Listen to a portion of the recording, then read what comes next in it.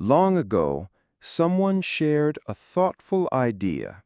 To keep love alive, sometimes we must let go of our pride and not calculate gains or losses in relationships. Let me tell you a simple yet touching tale. This is about a family from India. A man named Ramesh, his wife, and their little 4-year-old boy were on a journey. They were driving to another town to attend the birthday celebration of their cousin's daughter. In the back seat lay a brightly wrapped gift for the girl, and the mood inside the car was cheerful. As they drove along the highway and crossed a wide bridge over a flowing river, the boy suddenly shouted in excitement, "Papa, look, watermelons!" Ramesh slowed down, puzzled, and asked, "Where?" By the roadside, a young village girl stood with a basket of fresh watermelons piled neatly beside her. She looked no older than 12. Her clothes simple, her smile shy but welcoming. Ramesh pulled the car over and his wife rolled down the window to speak to the girl. "How much for one watermelon?" she asked. The girl replied politely, "50 rupees, madam." Ramesh's wife frowned a little and bargained, "I'll give 40. But the girl shook her head firmly. "I cannot go below 50. That is the price." After some back and forth, the girl finally walked closer, lifting a large watermelon in her arms. The boy, full of excitement, poked his round face out of the window. The girl chuckled warmly and asked, "What's your name?" "My name is Chintu," the child replied proudly, his cheeks puffed in a smile. The girl laughed. "Oh, Chintu, you really are round and sweet, just like a little melon yourself." Seeing this, Ramesh's wife softened her tone and tried again. "Please, for my son's sake, can't you let us have it for 40? The girl thought for a moment, then smiled kindly. "All right, since it's for him, I'll agree." She handed the big green fruit carefully to the boy. But the moment Chintu tried to hold it, the heavy melon slipped through his tiny arms and smashed on the ground, splitting into pieces. His eyes welled up and he began to cry, "My watermelon! My watermelon!" Without hesitation, the young seller knelt beside him. "Don't cry, little brother," she said gently. "I'll bring you another one."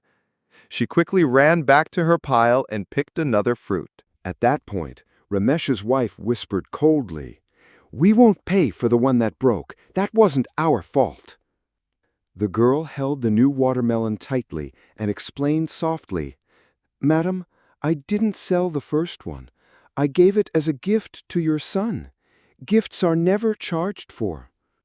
The girl gently explained, "I only handed the first watermelon to your child because he reminded me of my little brother. I truly thought he could hold it." Ramesh's wife looked at her with curiosity and asked, "Where is your brother now?" At that question, the girl's eyes turned misty. With a trembling voice, she said, "He was just 2 years old. Not long ago, we celebrated his birthday with balloons and sweets. But soon after, he fell seriously ill, and he never recovered. I lost him. I think of him every single day." Hearing this, Ramesh's wife felt her heart soften. The girl handed the second watermelon to Chintu carefully and whispered, "Take this one, my little brother. Hold it tight this time. I don't want any money for it. You called me sister, and my mother always used to say, in family and friendship, you don't measure things in terms of gain or loss." Both Ramesh and his wife were moved. For a moment, the highway noises faded, and only the girl's words echoed in their hearts. Without a word, Ramesh's wife reached into her purse and pulled out a small golden ring they had bought as part of the birthday gift for their relative's daughter. She held it out to the girl and said, "Keep this. It's not payment. It's a gift from a mother to her daughter." The girl stepped back, startled. "But what will I do with such a ring?" she asked softly. With a gentle smile, Ramesh's wife replied, "You called my boy your brother. That makes you my child. And when a mother gives something to her daughter, there's no question of why." Tears shimmered in the girl's eyes as she accepted the ring, holding it as if it were something far more precious than money. At that very moment, Ramesh felt a sudden change in his own heart. He pulled out his phone, dialed his elder brother, and said firmly, "Brother, you can keep the larger shop in the marketplace. I'll take the smaller one. I don't want to fight anymore." On the other end of the line, his brother was stunned. "What's gotten into you? We'd been battling in court for months over this." Ramesh smiled faintly and replied, "I've realized something today.